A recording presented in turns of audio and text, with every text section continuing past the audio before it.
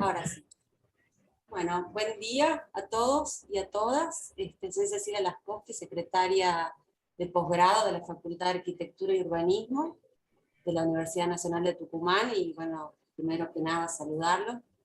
Eh, Estamos acá para la defensa de tesis de maestría de Angélica Elvira Astorga, y estamos también ya en presencia del jurado y algunos participantes invitados. Les vamos a pedir, en la medida de lo posible, a los invitados que mantengan sus micrófonos, y en lo posible, mientras esté exponiendo Angélica, si pudieran tener incluso también la cámara apagada, así no se genera alguna distracción. Una vez que terminemos el acto, que se pueda leer el acta final, ahí sí están habilitados ya con micrófono y cámara para lo que deseen. Bueno, sin más, voy a proceder a la lectura del acta de constitución. En la ciudad, expediente número 45.383 del 2014, en la ciudad de San Miguel de Tucumán, a los 26 días del mes de agosto del año 2021, siendo las 8:30 horas, en el ámbito de la Facultad de Arquitectura y Urbanismo de la Universidad Nacional de Tucumán, y vinculados a través de la plataforma virtual, se reúne el Tribunal Examinador, designado mediante resolución número 180 del 2019 del Consejo de Posgrado de la Universidad Nacional de Tucumán, que deberá dictaminar sobre el trabajo de tesis presentado por la profesora Angélica Elvira Astorga, titulado Impacto de la modalidad Blended Learning en el rendimiento académico de los alumnos recursantes de Matemática 1 de Ciencias Económicas, Jurídicas y Sociales de la Universidad Nacional de Salta, para optar por el grado académico superior de magíster en la enseñanza de la matemática en el nivel superior. El tribunal examinador está integrado de la siguiente manera: magíster Marta Goldbach, doctor Jorge Gotay Sardiñas y magíster Gustavo Menocal, y como miembro de la comisión de supervisión, conforme lo establece el reglamento respectivo, la magíster Mirta Jacobo de Costilla. Procediéndose de inmediato a invitar a la aspirante a sostener su tesis sobre el mismo en sesión pública y solemne. Así que, Angélica, tu turno. Si querés, empezamos proyectando la presentación. ¿Te parece? Bien. Sí, cómo no. Buenos días a todos. Bueno, voy a empezar compartiendo.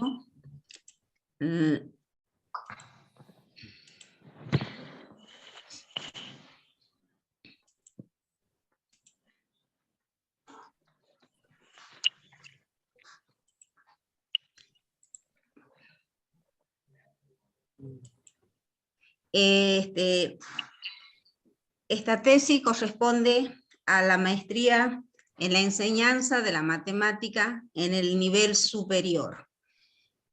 La directora, la máster Estela Sonia Aliendro, y la codirectora, la máster Lidia Beatriz Esper. Como ya dijeron, el nombre del trabajo es Impacto de la modalidad Blended Learning en el rendimiento académico de los alumnos recursantes de Matemática 1 en la Facultad de Ciencias Económicas, Jurídicas y Sociales de la Universidad Nacional de Salta. Consideramos de alguna manera el origen de esta investigación se da porque Matemática 1 corresponde a una asignatura donde se caracteriza por la masividad. Tenemos alumnos ingresantes y alumnos recursantes, y veíamos que año a año la cantidad de alumnos recursantes iba aumentando. Y también, como a nosotros los docentes nos daban una planilla de 120 alumnos y una aula con disposición de 80 alumnos. Muchos de esos alumnos no podían entrar por el espacio del aula y dejaban de asistir. A otros les chocaba el aula porque tenían que cursar otras materias. Entonces, ante todas estas cuestiones, desde la cátedra presentamos un proyecto al Consejo Directivo de la Facultad para donde podíamos hacer el dictado de la materia para los alumnos recursantes por todas estas problemáticas que surgían, justamente usando la modalidad Blended Learning.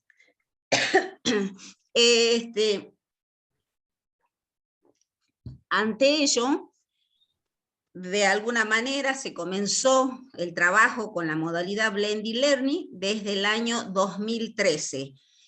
Consideremos que son carreras totalmente presenciales, entonces un poco de que la modalidad Blended Learning en estos momentos era como muy novedoso.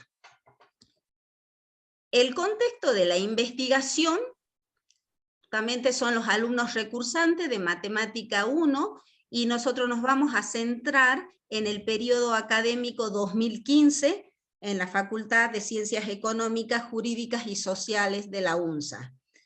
Consideramos que la novedad, si bien es cierto que esta investigación data para el periodo 2015, como dijimos que en ese momento era novedoso, porque hoy en día con la cuestión de la pandemia que nos arrasó y tuvimos que trabajar de golpe con la modalidad justamente totalmente a distancia, consideramos que para ese momento la novedad era contribuir al marco conceptual y práctico del uso de la modalidad semipresencial. Y sobre todas las cosas, la particularidad que se daban, que eran alumnos recursantes con cierta problemática y sobre todas las cosas, la superpoblación que teníamos de estudiantes. El objeto de estudio es el proceso de enseñanza y de aprendizaje de Matemática 1 con el uso de la modalidad Blended Learning. El campo de acción, los recursos seleccionados para la aplicación de la modalidad Blended Learning de cursado. Y bueno, el problema que nos hemos planteado después de una serie de preguntas que teníamos, que consideramos para este trabajo de investigación, el problema es cómo mejorar la calidad del proceso de aprendizaje de los contenidos de Matemática 1 en los alumnos recursantes, de modo de mejorar ese rendimiento académico en un contexto de superpoblación áulica. Para dar respuesta a ese problema, planteamos como hipótesis que la modalidad Blended Learning favorece la calidad del proceso de aprendizaje de los contenidos de Matemática 1 en los alumnos recursantes de la Facultad de Ciencias Económicas, Jurídicas y Sociales de la UNSA, en un contexto de superpoblación áulica y por ende mejora el rendimiento académico de los estudiantes. El objetivo general, determinar si el uso de la modalidad Blended Learning, el recursado de Matemática 1, mejora la calidad del proceso de aprendizaje de los estudiantes y permite así superar las dificultades en contexto de superpoblación áulica. Para lo cual consideramos variables, una variable dependiente y la variable independiente. En este caso, la variable dependiente es la calidad del proceso de aprendizaje de estudiantes recursantes y la variable independiente, la modalidad B-Learning. La calidad del proceso de aprendizaje, según Bono Santo, se la considera como la medida en que cada acción desarrollada por el estudiante evidencie la internalización de los contenidos. Y como indicador de la calidad del proceso de aprendizaje, consideramos el grado de conciencia o reflexión determinado, que es por la capacidad de argumentar los pasos seguidos en la resolución de ejercicio. Para ello, este grado de conciencia lo definimos como el cociente entre la cantidad, o sea, números de fundamentos correctos que considera el estudiante, sobre el número total de fundamentos que debería considerar en este caso. Este es un índice cuya variación está entre 0 y 1. Por supuesto, para este trabajo nos basamos en un marco teórico. Son, teniendo en cuenta las teorías de aprendizaje, la modalidad Blended Learning, los entornos virtuales de aprendizaje, que en este caso usamos la plataforma Moodle, y todo lo relativo a las TIC que actúan como eje transversal para este proyecto. Bueno, dentro de las teorías de aprendizaje tenemos nosotros la teoría del enfoque histórico-cultural, donde los aportes son realizados por Vygotsky, Leontiev, Galperín, Talísina y otros. En este enfoque, esta teoría toma como premisa fundamental el reconocimiento de la naturaleza histórico-social. Vygotsky plantea aquí dos niveles evolutivos del desarrollo intelectual del individuo en relación a la capacidad para resolver situaciones problemáticas. Uno de los niveles se refiere a la capacidad que tiene para resolverlo de manera independiente, y otro para resolverlo, el otro nivel se refiere cuando debe resolver con ayuda de otro compañero, de otro individuo. Esta distancia entre estos dos niveles es lo que se denomina zona de desarrollo próximo.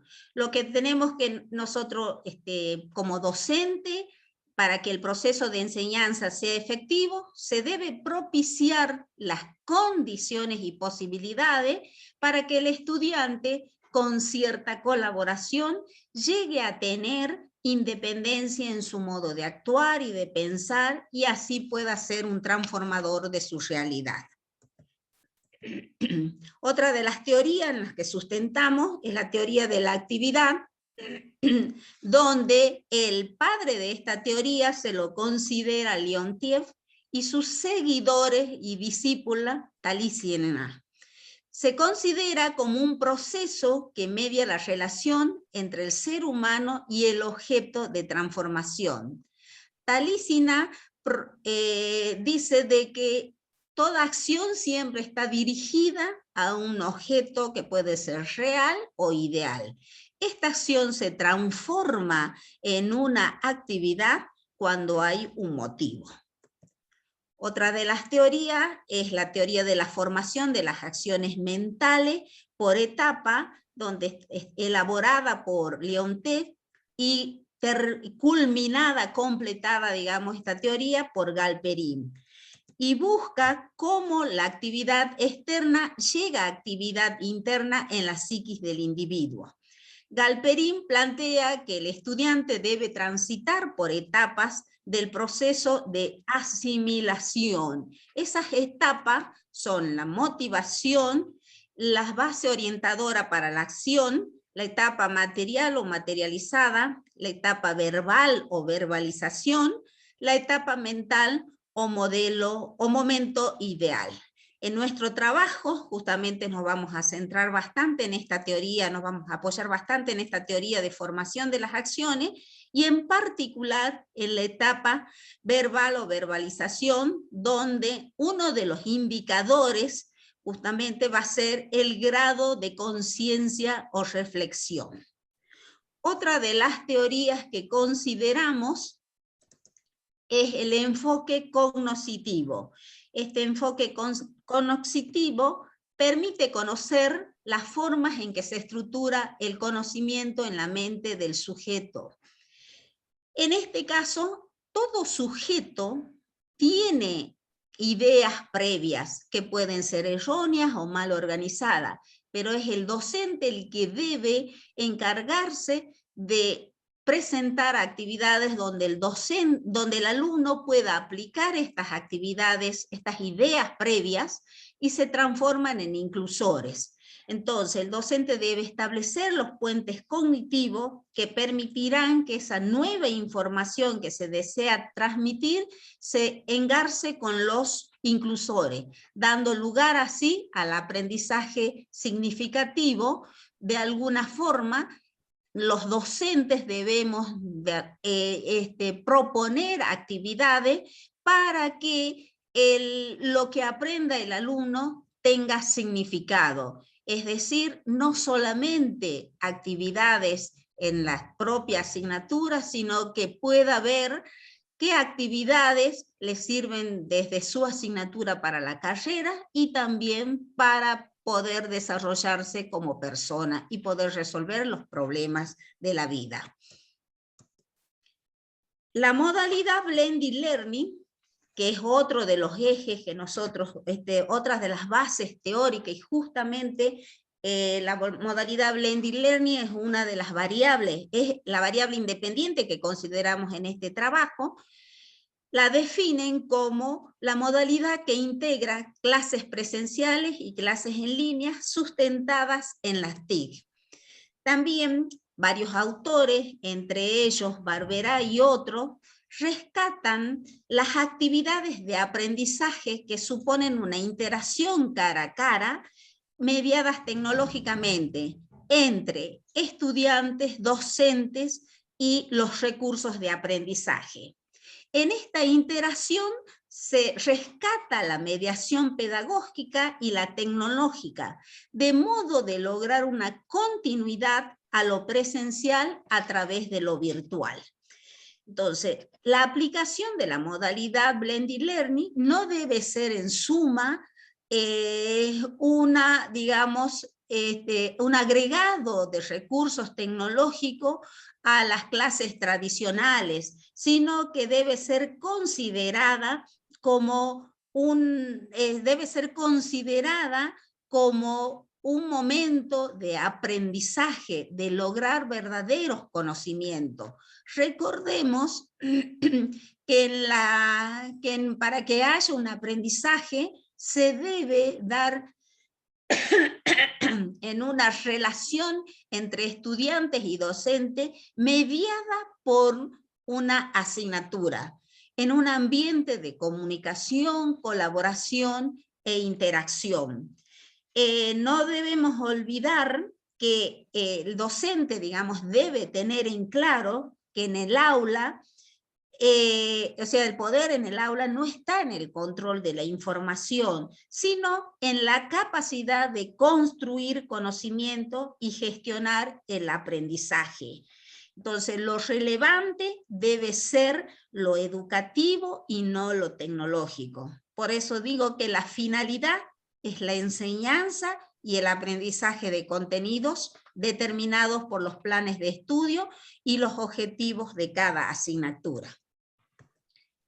Los entornos virtuales de aprendizaje, que en este caso consideramos a la plataforma Moodle como el espacio o el recurso a donde nosotros planteamos todas las actividades, todos los recursos, los contenidos. Pérez Casales, Rojas Castro, Pulí Echevarría definen como un sistema de gestión de contenidos educativos que posibilita la organización de cursos a partir de la creación y combinación de recursos educativos gestionados dentro de la misma plataforma. Se sustenta en los principios de constructivismo social, porque el estudiante construye sus conocimientos a partir de su participación activa en el proceso de aprendizaje y no porque el docente le transmita. Promueve un esquema de enseñanza y aprendizaje colaborativo, para lo cual el docente debe crear los espacios, las actividades, para que se pueda dar este esquema. También decimos que la plataforma Moodle es un complemento de uso muy útil para la enseñanza presencial. La plataforma también tiene ventajas, como así también problemas que plantean su uso. Dentro de las ventajas es el fomento de la comunicación profesor, estudiante y estudiantes entre sí. También facilita el acceso a la información, permite el desarrollo de habilidades y competencias, fomenta la comunidad educativa. Dentro de los problemas que plantean es que y eso creo que lo hemos vivido de alguna manera en este periodo de pandemia, que requiere por parte del docente mayor esfuerzo y dedicación, porque considero de alguna manera que es como un doble trabajo el preparar las clases. También es necesario que contemos con alumnos motivados y participativos, y el acceso a los medios informáticos y la brecha informática, dado de que no todos los alumnos disponen de los recursos tecnológicos, como así también de una buena conectividad. La población que vamos a considerar para este trabajo, perdón.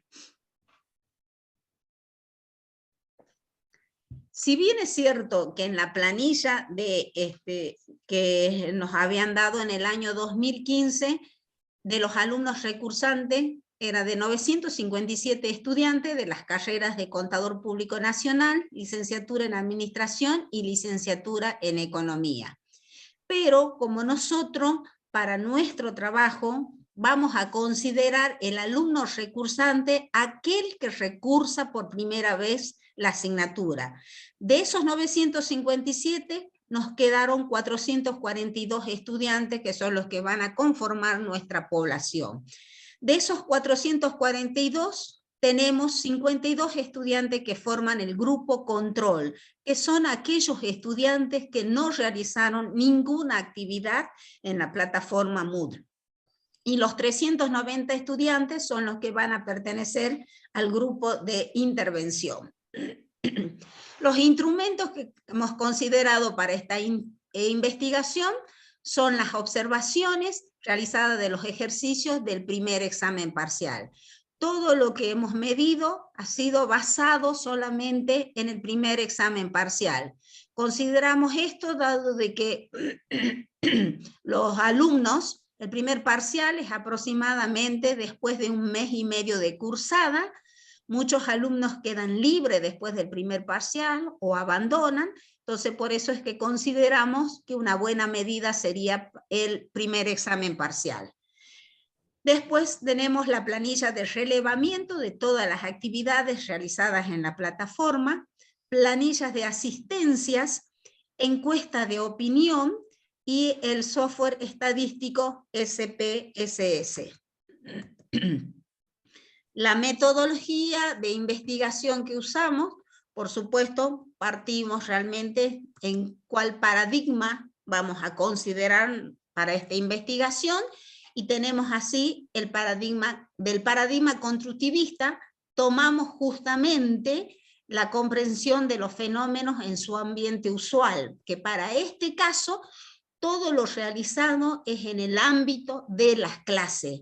Y también necesitamos recabar información para hacer el análisis posterior de diferentes aspectos considerados a este ámbito de la clase, como ser asistencia a las consultas presenciales, acceso a los foros, participación en el aula virtual, entre otros.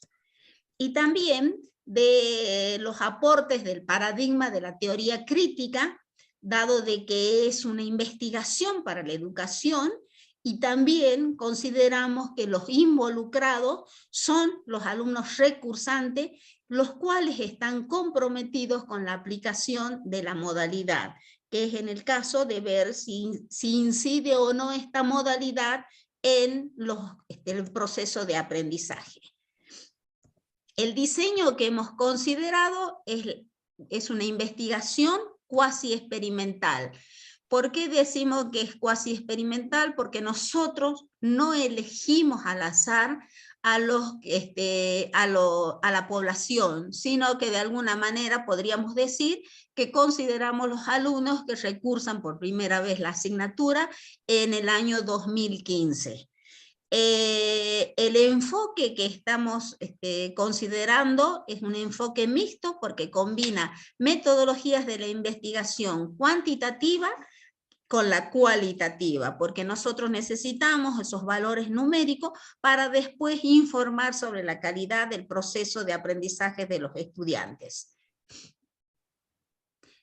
En realidad, la investigación se basó en el análisis de 3 ejes fundamentales.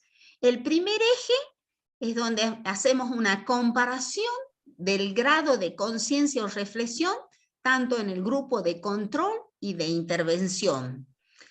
Otro de los ejes que vamos a determinar cuáles de los aspectos de la modalidad Blended Learning tiene mayor incidencia en el grado de conciencia o reflexión.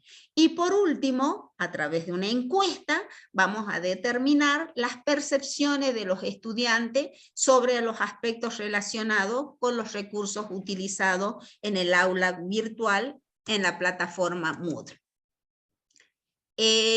Para el primer eje, de alguna manera, para determinar la comparación del grado de conciencia o reflexión del grupo de control y de intervención, vuelvo a repetir, a pesar que ya dije, que consideramos nosotros que para medir este grado vamos a trabajar con los ejercicios y problemas que se han propuesto en el primer examen parcial, estos ejercicios que tienen diferentes grados de dificultad, por supuesto también, tanto en su resolución como en la respuesta para justificar.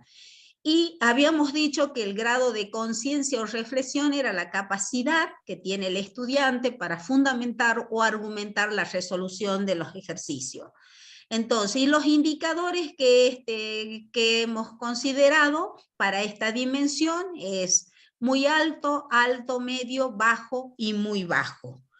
Y de acuerdo a los datos obtenidos, la distribución porcentual de estudiantes, de acuerdo a la dimensión del grado de conciencia o reflexión, lo podemos visualizar a través de este gráfico. Lo que está pintado de celeste corresponden al grupo control y lo de naranjado al grupo de intervención. Nosotros podemos ver que el mayor porcentaje para el grupo control se da en los niveles muy bajo, bajo y medio. Y mientras que para el grupo de intervención tenemos el mayor porcentaje para alto y muy alto. También esto mismo lo podemos visualizar a través de este diagrama de caja, donde para el grupo de intervención la mayor cantidad de valores concentrados corresponde al nivel de bajo a alto, mientras que para el grupo control corresponde para el nivel bajo y muy bajo. Para determinar justamente, comprobar de alguna manera si nuestra hipótesis o la hipótesis que habíamos planteado se cumplió o no, también en este caso hemos aplicado la técnica estadística chi cuadrado. Este coeficiente, de alguna manera, nos permite poder comparar una distribución observada real de datos con una distribución esperada hipotética. Y la prueba de independencia, en este caso, consiste en comprobar si las variables están relacionadas o no, para lo cual nos requiere formular una hipótesis nula, que en este caso es la modalidad Blended Learning, no favorece la calidad del proceso de aprendizaje de los contenidos de Matemática 1 en los alumnos recursantes de la Facultad de Ciencias Económicas, Jurídicas y Sociales de la UNSA, en un contexto de superpoblación áurica, y por ende no mejora el rendimiento académico de los estudiantes. Y también nos requiere la formulación de una hipótesis alternativa, que sería justamente lo contrario a esto, o sea que la modalidad Blended Learning favorece la calidad del proceso de aprendizaje. Para esta técnica debemos considerar tablas de contingencia, tanto para el grupo de intervención como para el grupo control. En este caso yo considero los 5 niveles de conciencia o reflexión, y tenemos de así las frecuencias observadas y las frecuencias esperadas. Por ejemplo, para el grupo de intervención, yo tengo que las frecuencias observadas son para el nivel muy bajo 75, para el bajo 86, para el medio 88, para el alto 113 y para el muy alto 29, y que logra el total de los 390 estudiantes que son los que pertenecen al grupo de intervención. Para el grupo control tenemos así que las frecuencias observadas son muy bajo 18, bajo 15, medio 14, alto 5 y muy alto 0. Y la suma de eso corresponde a los 52 estudiantes de ese grupo.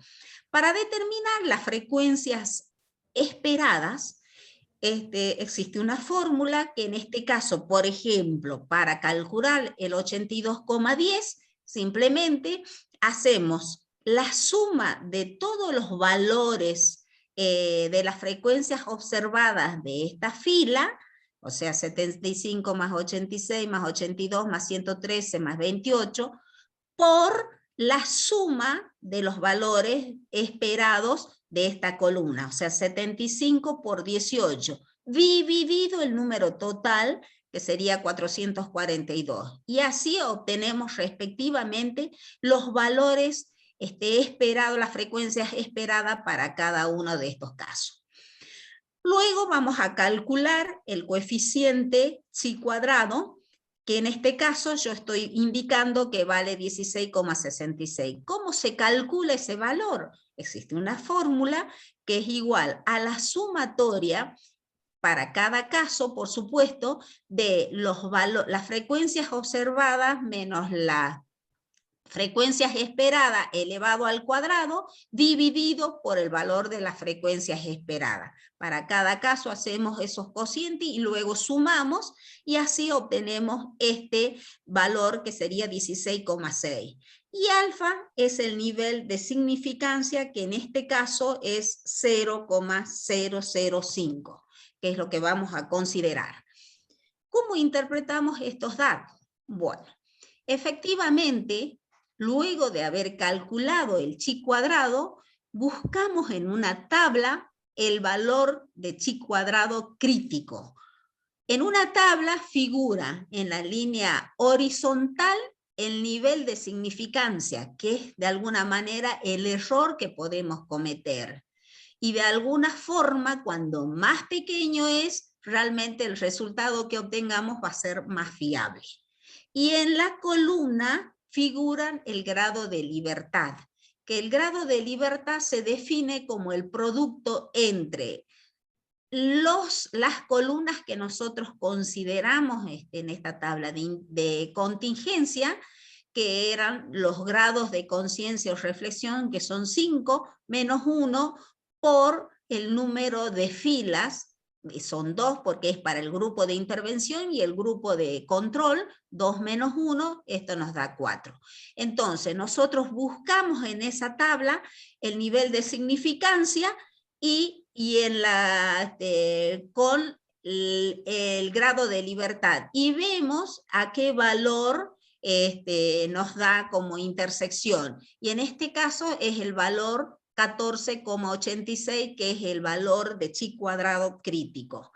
Entonces, para verificar la independencia o no, hacemos la comparación. Y en este caso determinamos que el chi cuadrado calculado es mayor que el chi cuadrado crítico. Eso indica que existe una asociación entre las variables dependiente e independiente que nosotros habíamos considerado. Por lo tanto, decimos que se rechaza la hipótesis nula y se cumple la hipótesis alternativa. O sea que la modalidad B-Learning favorece la calidad del proceso de aprendizaje de los contenidos de Matemática 1 en los alumnos recursantes de la Facultad de Ciencias Económicas, Jurídicas y Sociales de la UNSA, en un contexto de superpoblación áulica, y por ende mejora el rendimiento académico de los estudiantes. Ahora vamos a seguir con el otro eje, que era para determinar qué aspecto de la modalidad tiene mayor incidencia en el grado de conciencia o reflexión y por lo tanto en el proceso de aprendizaje, para lo cual hemos usado la regresión logística multinomial. que es un modelo que se utiliza para predecir las probabilidades de los diferentes resultados posibles de una distribución categórica como variables dependientes, dado un conjunto de variables independientes. Para este caso, los indicadores que hemos considerado para la modalidad Blended Learning, y sobre todas las cosas, acá estamos analizando solamente del grupo de intervención, en su mayoría, dado de que son los que han tenido acceso a todo el material en el aula virtual. De los indicadores, bueno, en este caso, la carrera elegida, para ver si tenía una incidencia o no de la carrera elegida justamente en el grado de conciencia o reflexión, esto lo tomamos para los dos grupos. Si trabajo o no, también lo consideramos para los dos grupos. Después, el acceso a los foros de consulta que hemos visto de acuerdo a la frecuencia con que entraba el alumno, hemos podido hacer esta clasificación, esta división, entonces como muy frecuente, frecuente, medianamente frecuente, poco frecuente y nada frecuente. También hemos definido otro índice que es el grado de participación en el aula virtual, que se define como el cociente entre la cantidad de cuestionarios realizados, porque en la plataforma se les disponía prácticamente en forma semanal, uno por cada contenido, cuestionarios evaluativos de teoría y de práctica. Entonces, la cantidad de cuestionarios realizados sobre la cantidad de cuestionarios que ofrece la materia, porque de pronto por ahí, quizás antes, siempre todo esto medido para el primer parcial.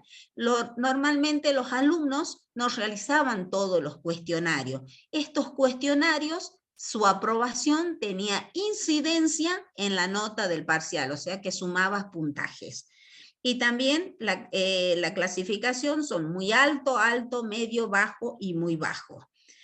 Otro indicador que hemos considerado es el grado de puntaje obtenido por los cuestionarios virtuales, que se define como el cociente entre el puntaje de los cuestionarios realizados sobre el puntaje total que deberían tener si aprobaban los mismos.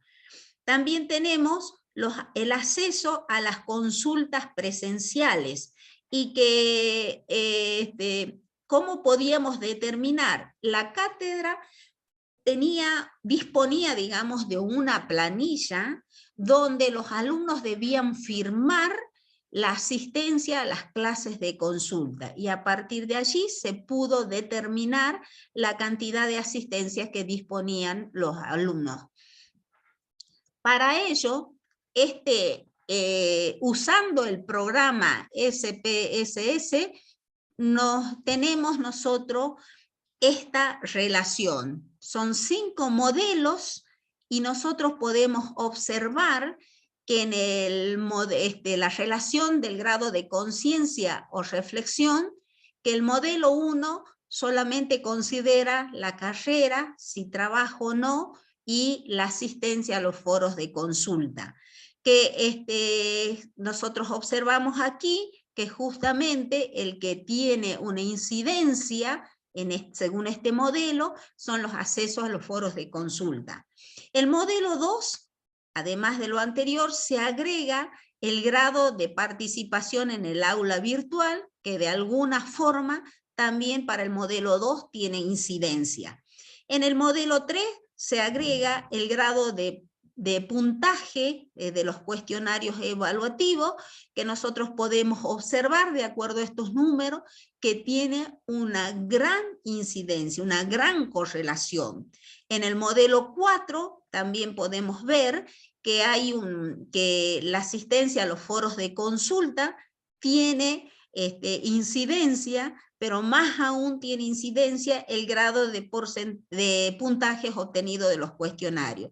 Y lo que llama aquí la atención, que el grado de participación en el aula virtual tiene una incidencia negativa. Y en el modelo 5 vemos que la asistencia a las consultas presenciales que se miden en ambos grupos tiene realmente una incidencia en el grado de conciencia o reflexión. Bueno, parte de esto ya fui haciendo la interpretación de los datos, que es lo que dije de que a través de los modelos se pueden analizar los efectos individuales de cada variable relacionada al blended learning sobre el grado de conciencia o reflexión. Que bueno, que el modelo 4 analizaba el efecto conjunto y según de alguna forma hemos visto que la carrera no es incidente en el grado de conciencia o reflexión.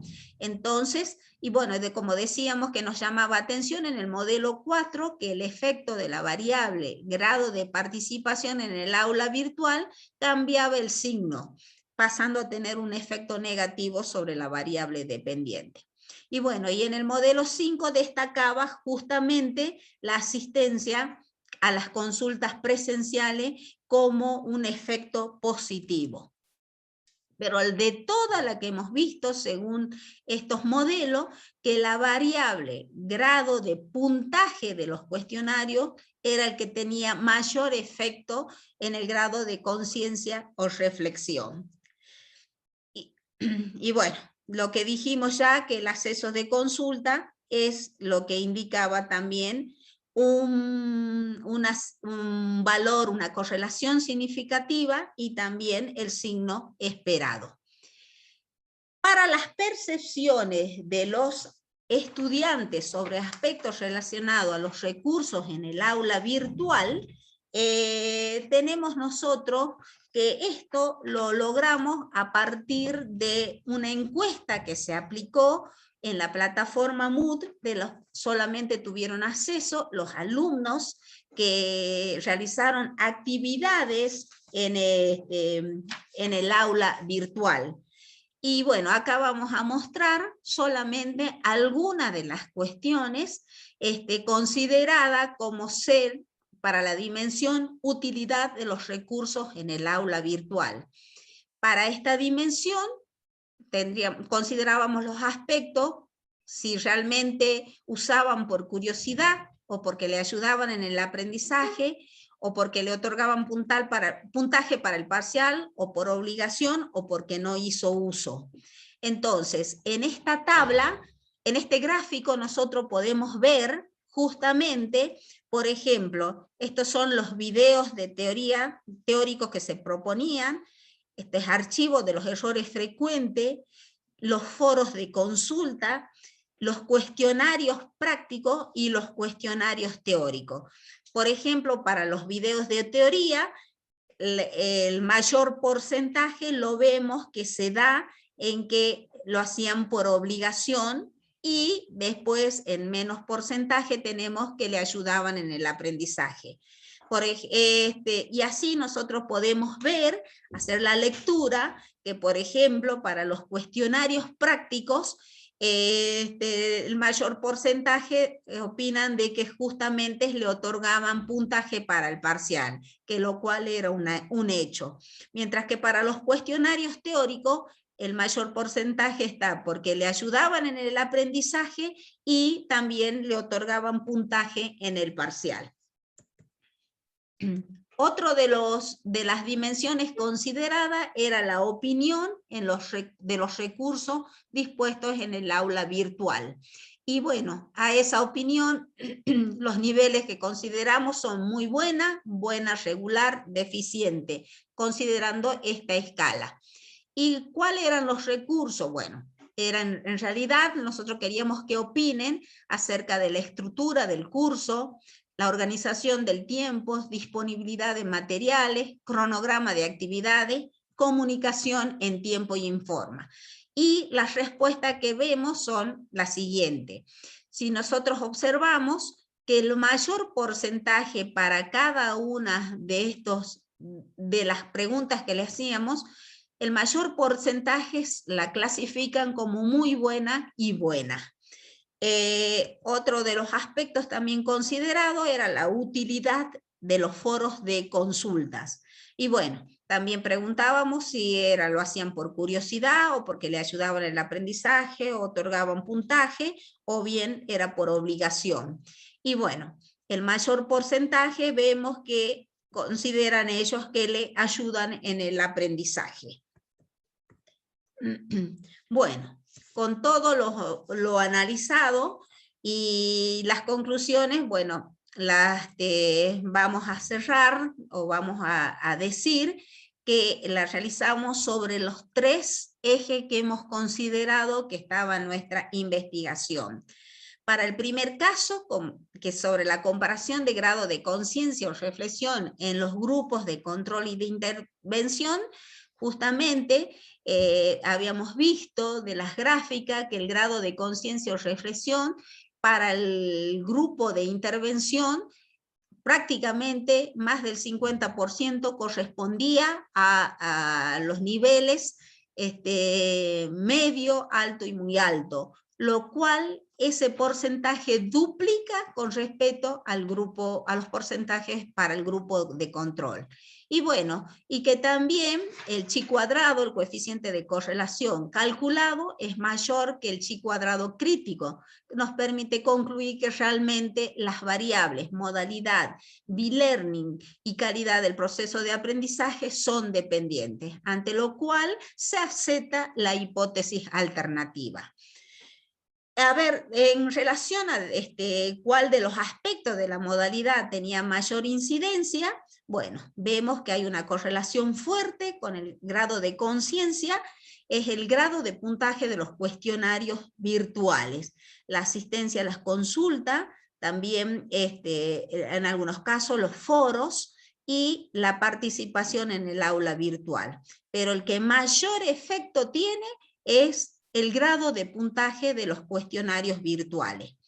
Y sobre las percepciones de los estudiantes, que lo hemos realizado a través de la encuesta, de alguna manera, la mayoría de las respuestas vemos de que los alumnos dicen que les favorecen el aprendizaje y esto de combinar la enseñanza presencial con la virtual. Y que también se encuentran algunas dificultades, como ser, por ejemplo, que en el momento de tener que escribir o digitalizar una consulta, les resultaba con mucha dificultad el editor de ecuaciones, porque les requería más tiempo y por ahí en algunos casos preferían la instancia presencial. Esto también nos permite reflexionar acerca de que es fundamental el diseño de los recursos y actividades que se propongan en el aula. O sea que la construcción del conocimiento en un aula virtual consideramos que no discrepa del contexto áulico. El estudiante debe y puede ser participativo, responsable y activo en esa construcción, y también trabajar colaborativamente con sus compañeros, interactuar con los docentes, consigo mismo y con los materiales. Debe haber siempre una coherencia con la asignatura y la orientación que la misma tenga respecto de la carrera y la amigabilidad para los usuarios. Por ello es fundamental el diseño de los recursos y actividades que se propongan en el aula virtual y estar dispuesto tanto para alumnos y docentes para aprovecharla. Otra de las reflexiones es que no basta con tener todos los recursos a disposición. Es necesario, como en la enseñanza y el aprendizaje presencial, tanto la voluntad de enseñar como la de aprender. Y un verdadero reto sigue siendo la calidad de la propuesta pedagógica y la de los recursos materiales. Pero nos queda en claro que que cualquiera de las dos modalidades que utilicemos, sin esfuerzo y voluntad de los estudiantes, no hay aprendizaje. Bueno, dedico este trabajo a mis padres por haber permitido mi educación, a mi familia, Humberto, Paola y Pablo, que son mis hijos, realmente por el tiempo que ellos han dispuesto, que en todo momento me han alentado, a Mercedes, que dedicó parte de sus noches para acompañarme, a Lita y Livia,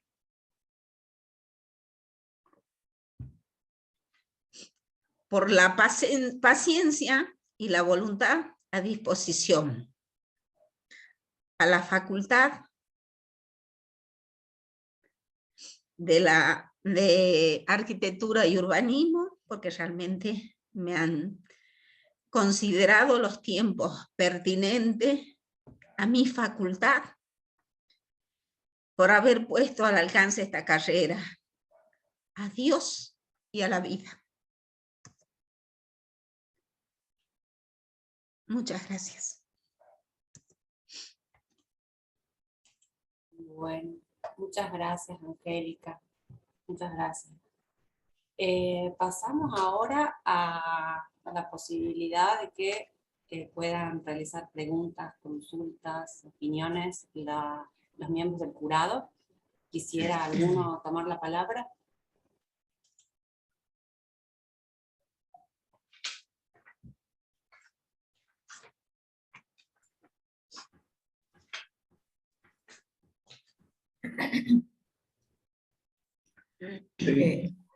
Gustavo.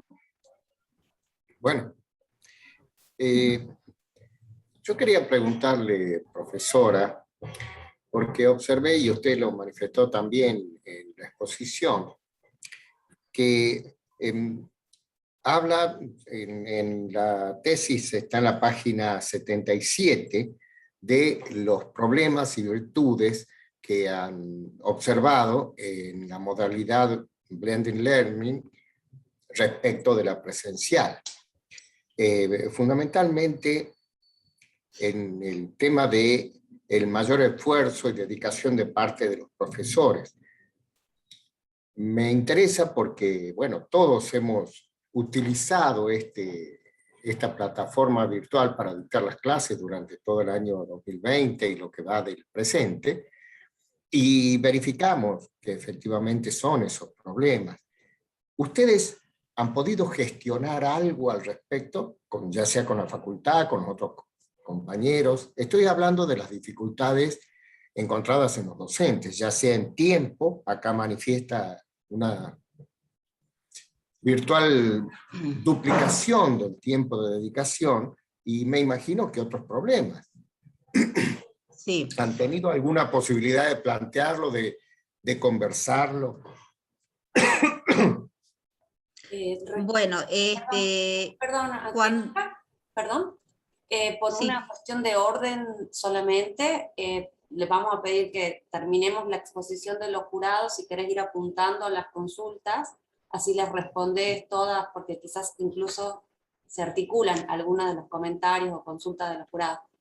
Entonces, en ese sentido, también la de los estudiantes, o sea, lo mismo cuanto a las dificultades observadas en los estudiantes, en la conectividad, etcétera.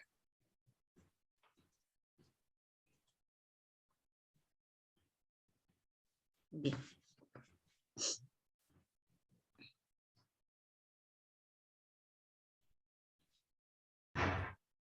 ¿Esto? ¿Ya, Gustavo? Bueno, no, yo tengo algunas preguntas más, pero me parece que sería bueno que vayamos... No, que va contestando, me parece que de una forma ordenada, y si ya responde a algunas de las otras consultas nuestras, ya estaría. ¿Para qué la vamos a hacer? Me parece, no sé, cómo considera Cecilia. no, perfecto, entonces. Me parece. porque capaz que lo que ella explique abarque, qué sé yo, quizás alguna duda que tenga el doctor Gotay o yo. Bueno, Me parece que es lo adecuado. bueno, perfecto. No sé, ¿qué opinan? Estoy de acuerdo. Bueno, perfecto. Ujú. Angélica, disculpa entonces la interrupción, ibas a responder. Bien. Justamente las dificultades de los docentes, en ese periodo, en el 2000, del 2013, solamente era un pequeño grupo de docentes que estábamos dispuestos para la aula virtual. Y como es una cátedra numerosa, aproximadamente forma el cuerpo 20 docentes, que a pesar de ser numerosa, pero no alcanza para la cantidad de alumnos que disponemos. Y fuimos realizando, inclusive desde la misma facultad, nos fueron ofreciendo cursos de capacitación para conocer un poco más sobre la plataforma. Entonces, como que nos hemos ido dividiendo las tareas para realizar, cosa que no sea el peso en un solo grupo de 3 o 4 docentes. Hoy en día estamos con prácticamente todos los docentes de teoría son los que elaboran, por ejemplo, los videos. Y también hemos trabajado con la metodología teórico-práctico de forma simultánea. Entonces aprovechamos también el material como ser las clases por Zoom para subir. Entonces consideramos que eso también nos ayuda. Pero la facultad nos proporcionó, digamos, todos los elementos como para lograr la capacitación. El estudiante realmente, la cuestión de los recursos disponibles, por ejemplo, veíamos que a veces para hacer los cuestionarios desde un celular tenían serias dificultades en el sentido de que con el editor de ecuaciones a veces no funciona en un celular. Entonces le pedíamos de que realizaran en esos momentos, ellos venían, la facultad tiene un gabinete de aproximadamente 90 computadoras y donde se les disponía, porque el cuestionario era un día determinado, entonces ese día veíamos nosotros que la facultad estaba llena de alumnos, entonces y desde el centro de estudiantes, por ejemplo, trataban de ir gestionando para que no todos vinieran en el mismo horario. Entonces eso era una forma también de facilitarle y que ellos tengan los elementos necesarios. Pero es cierto de que el alumno, nosotros veíamos que asistían la mayoría de los alumnos cuando eran los cuestionarios, pero en los foros de consulta, a pesar que nosotros mandábamos mensajes por el chat en forma continua, preguntando, invitándolo, también hemos dispuesto en la página digamos,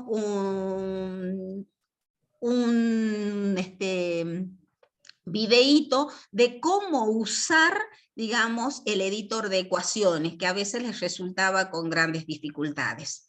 Así que sí, la facultad, puedo decir en general, que colaboró muchísimo. Viene concatenado con eso, muchas gracias.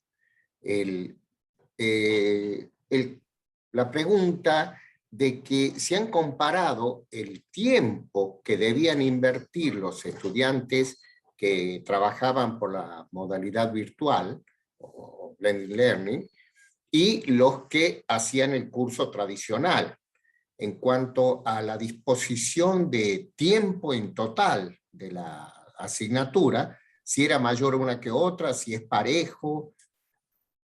Bueno, en eso particularmente no hemos medido el tiempo, pero sí puedo decir que muchos de los alumnos nos hicieron, digamos, sentir en forma, se acercaban por el BOG, por ejemplo, y nos decían muchas gracias profesora porque soy una persona que trabajo, o por ahí me resulta difícil, no tengo con quién dejar a mi hijito para venir a las clases, el hecho de haber dispuesto esta aula virtual donde tenían los videos, donde tenían, digamos, todo el material que se ofrecía prácticamente de manera presencial, estaban dispuestos en el aula virtual. Pero no así como que había otros alumnos que decían, yo prefiero, me gusta más la clase cara a cara, ¿sí? Entonces, creo que de alguna manera el problema de la masividad sobre todas las cosas, que teníamos aulas realmente que la capacidad superaba la cantidad de alumnos y que muchos alumnos dejaban de cursar porque no podían entrar a las clases presenciales. Así que consideramos que en ese caso, digamos, no hemos medido concretamente el tiempo, pero hemos tenido, digamos, sus opiniones. Gracias. Jorge, Marta. Bueno. Sí, Sí, Marta. sí, no sé si le quería consultar yo, muy buena tu exposición, Angélica, pero digamos, la inquietud que tenía era de qué manera, digamos, Tomás apunta a la metodología. Ellos tenían clases presenciales, ¿no es cierto? Las clases presenciales de las teóricas, que no eran obligatorias, ¿no es cierto? Clases prácticas que eran obligatorias, presenciales estoy hablando. Entonces, ¿cómo se lo orientaba? Porque ya la parte de los cuestionarios ya tenían día y hora, ¿no es cierto? Ya estaba estipulado. Pero ¿cómo se los orientaba para que ellos vean las otras, cómo ser los videos de la teoría y las otras archivos que tenían que leer, como de los errores frecuentes, todos esos recursos que han implementado en el aula? Porque tiene que haber, digamos, bueno, nosotros porque quizás lo hacemos, una guía orientadora, les vamos indicando cómo tiene que ir haciendo. Entonces yo esa era la duda, que, digamos, inquietud que quería saber. Antes de poner en práctica este proyecto, se ha hecho una encuesta, porque antes estaban los alumnos ingresantes y recursantes juntos, podían estar en una misma comisión. Entonces se hizo una encuesta a los alumnos recursantes y cómo preferían ellos estar, ya sea en comisiones solo del recursante o comisiones donde se combinaba la presencia de ambos. Y la mayoría pidió de que sean solo recursantes. Entonces disponíamos de comisión exclusivamente para los alumnos recursantes y allí los docentes en las comisiones de práctica eran los encargados de ir prácticamente toda la clase diciéndole, chicos, no se olviden que en esta semana está el cronograma dispuesto, que hay que hacer actividades, están los videos de la teoría, no se olviden, o inclusive uno a veces en el mismo trabajo práctico le ponían, lo invitamos que vean el video en la plataforma o tal archivo de la plataforma. Entonces, como para que esas actividades no sean solo presenciales o no solo virtuales, sino que vean la continuidad de lo presencial con lo virtual. Claro, bueno, eso era lo que me interesaba, porque justo, digamos, no lo pusiste en un poco eso, que es lo que a uno le interesaba también escuchar sobre la metodología, o sea, cómo habían trabajado. Y otra cosa es, digamos, como no es obligatorio y se necesita a veces que el alumno realmente esté motivado, entonces uno a veces trata de ofrecerles un plus para que participen, digamos. En este caso vi como algo similar también a lo que hacemos nosotros, esa ponderación que han hecho de la nota del parcial. O sea, creo que era 2 por la cantidad de cuestionarios aprobados que tenían de la parte de teoría, más 2 puntos por, así es 2 puntos, ¿no es cierto? Sí, 2 puntos. Sí, claro. Con una escala, sí, la escala era de 0 a 100 y tenían 2 puntos por cada cuestionario teórico y cuestionarios prácticos aprobados. O sea, en realidad, ante el primer parcial, el alumno podía tener 4 teóricos y 4 prácticos aprobados, ¿sí? Entonces, era en total 8, así que si aprobaba eran 16 puntos a favor. Inclusive, para que, por ahí también como otro plus que le poníamos, y que de pronto también haciendo un seguimiento a través de la plataforma, era de que los alumnos recursantes, ellos aprobaban con una nota de 60 puntos en el parcial. Digamos, aprobaban el parcial con 60 puntos. Entonces, por ahí el alumno que llegaba a 57, 58, esas cosas, entonces se le aumentaba si veíamos una participación activa en los foros de consulta también. Claro, sí, pero digo, pero claro, eso era para los que hacían la experiencia y que hacían las actividades. ¿Y qué Sí. pasaba con los otros? No, no había no sé si decir algún problema, porque no ocurría esa ponderación para los otros, sí, para los que Lo no que pasa tenían es que en el primer parcial, el alumno ingresante, sobre todas las sí. cosas, era aquel alumno que había hecho el curso de ingreso y tenía en su, digamos, si aprobaba el curso de ingreso, el módulo que no es obligatorio ni eliminatorio, se le daba como un pequeño plus para el primer parcial. Ah, Eso, bien, claro, de esa porque si no manera yo veía como que un grupo sí, digamos, se beneficiaba con algo y el otro Claro, no. Porque nosotros, sí, por ejemplo, a todos, o sea, claro, esto no es una experiencia, nosotros lo hacemos claro, con todos con toda la población de nuestros alumnos, sí, ingresantes, recursantes, con ese plus, digamos, claro, porque es así, es una es realidad así, en la sí. enseñanza e-learning, la virtual, que para que participen realmente, porque los chicos, Cuesta a mucho. pesar de que ellos están motivados para el chat, para las tecnologías que a ellos les gusta, pero para el aprendizaje es como que no están motivados, de la pasividad de la cual hablabas. Bueno, eso era todo. No sé ahora si usted quiere, doctor Gotay, hacerle una pregunta.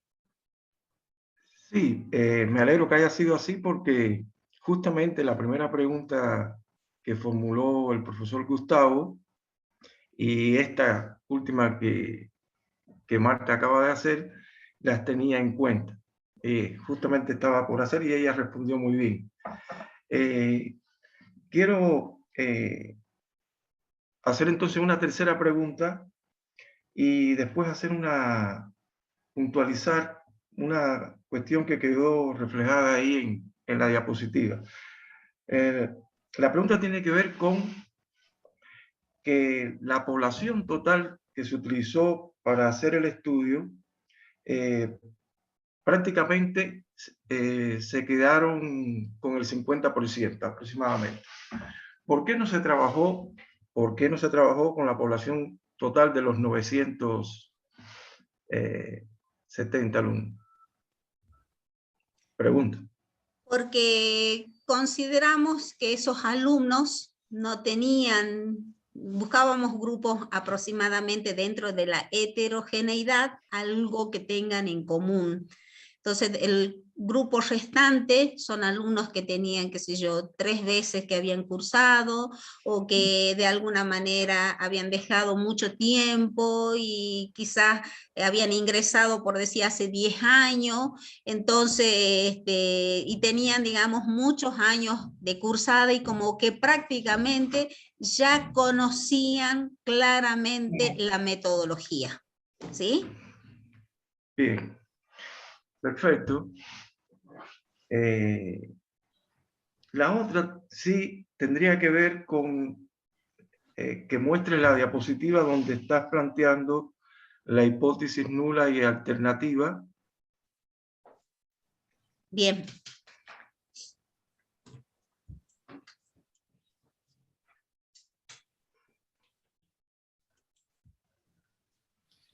Ya.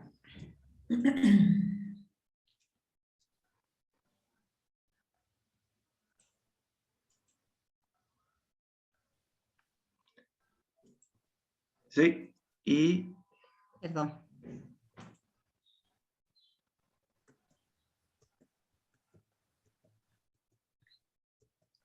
Esta. sí, no, después cuando haces vas a establecer la región crítica y demás. La interpretación de los datos. Claro. Porque veo ahí puesto, para que no quede así, que el nivel de significancia es 0,005 y simplemente se dice que mientras más pequeño sea este error, hay mayor confiabilidad y eso es cierto. Pero ese error de significancia lo que expresa es la probabilidad de cometer el error de tipo 1. ¿Qué es eso?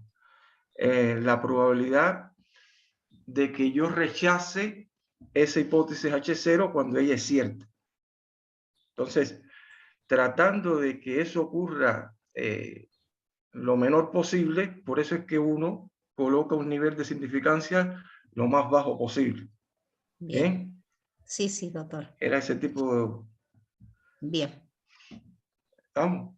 Y justamente colocas un nivel con una probabilidad muy baja y a pesar de eso se está rechazando la hipótesis nula. Pero si eso ocurre, realmente eso nada más es el 0,5% de las veces que puede ocurrir. Bien. ¿Ok? Bien, bien, doctor. Pero sí, realmente, por lo menos te felicito porque fue, después de todo, un muy buen trabajo, ¿eh? Y la exposición también. Muchísimas gracias, doctor. Muchísimas gracias. Dejo de compartir entonces. Sí, sí. Perfecto. ¿Alguno de los miembros del jurado quisiera hacer algún comentario o pregunta más? No, por mi parte ya expresé todo lo que le quería decir. Me No, parece bueno, perdón. No, habla Gustavo. Que no me había manifestado en mi primera intervención y le quiero felicitar porque me parece un muy buen trabajo y un avance importante respecto del trabajo presentado anteriormente. No sé si usted está de acuerdo con eso. Sí, muy de acuerdo, exactamente. Muy bueno, Le excelente. pregunto a la profesora también. Realmente puedo decir desde la primera vez que presenté el trabajo, aprendí muchísimo, muchísimo, y bueno, por supuesto uno siempre está aprendiendo continuamente, pero merecía esas observaciones que me hicieron en una primera instancia, y bueno, y yo creo de que me ayudó muchísimo todas las sugerencias, todo lo que han plasmado ustedes allí, así que, y bueno, y gracias a ustedes por hacerme notar que realmente hubo un avance. Muchas gracias. Gracias. Muchas gracias. Bueno, muchas gracias también. En este momento podría, si quisiera, intervenir la directora de tesis, la profesora Estela Liendro. No sé si está por ahí y quisiera hacer uso.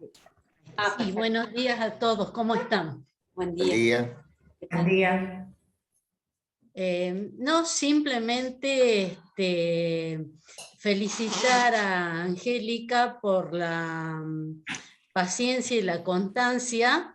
El haber llegado en alguna oportunidad quería tirar la toalla, pero bueno, hemos trabajado y hemos caminado largamente por este rumbo. Y bueno, y el hecho de tener una familia y un trabajo, una responsabilidad grande en su trabajo es merituable. Felicitaciones también de mi parte. Bueno, muchísimas gracias. Bueno, en este momento voy a poner a todas las personas en sala de espera. Vamos a pausar la grabación. Bien. Bueno.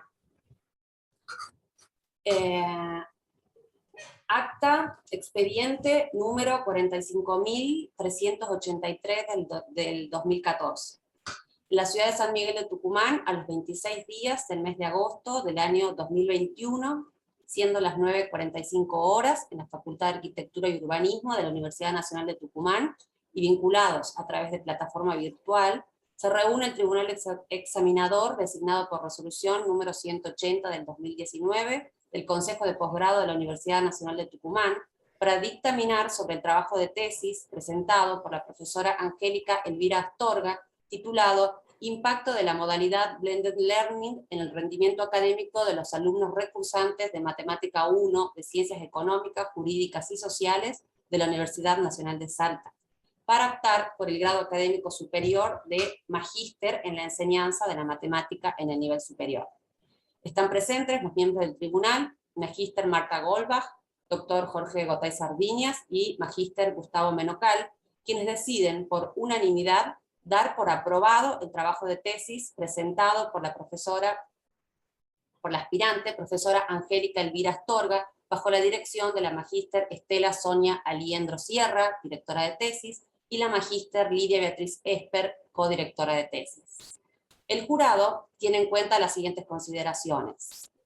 En la tesis elaborada por la profesora Angélica Elvira Astorga se destaca la organización en capítulos elaborados en profundidad y con detallada y excelente fundamentación teórica, práctica, metodológica y de rigor científico. Sus principales fortalezas residen en la pertinencia y actualidad del tema que contribuye a enriquecer la didáctica de la matemática. Resulta particularmente valioso que realizó un óptimo trabajo de campo empleando de forma efectiva planillas de relevamiento de las actividades virtuales, como así también para las consultas presenciales y la encuesta de opinión de los alumnos. Por todo lo expuesto, los miembros del tribunal examinador deciden otorgar la calificación de summa cum laude correspondiente a la calificación de 10 puntos en la escala numérica, recomendándose su publicación para conocimiento de la comunidad educativa. Siendo las 10 horas, ahora que cerró el acta, se da por finalizado el acto. Firman para conformidad los siguientes miembros del jurado examinador: magíster Marta Golbach, doctor Jorge Gotay Sardiñas y magíster Gustavo Menocal. Por todo lo dicho, muchísimas felicitaciones, Angélica. Desde la facultad nos alegramos muchísimo, te felicitamos, y también quisiera felicitar y agradecer sobre todo a los jurados por la paciencia, el compromiso y la dedicación. Así que ahora queda abierta la palabra, el que quiera hablar o comentar alguna cosa. No, volver a repetir que realmente te felicitamos, Angélica, por tu trabajo y el esfuerzo, me imagino, todo lo que fue bueno, rehacer una tesis y que resultó en este resultado. Muy bueno. Muchísimas gracias, Marta. Muchas gracias a todo el jurado y sobre todo a la directora y a la codirectora, Lidia, que siempre me han apuntalado en cada momento, que por ahí quería dejar ir a la toalla, como se dice, pero bueno, valió la pena. Valió la pena. Así que, muchísimas gracias.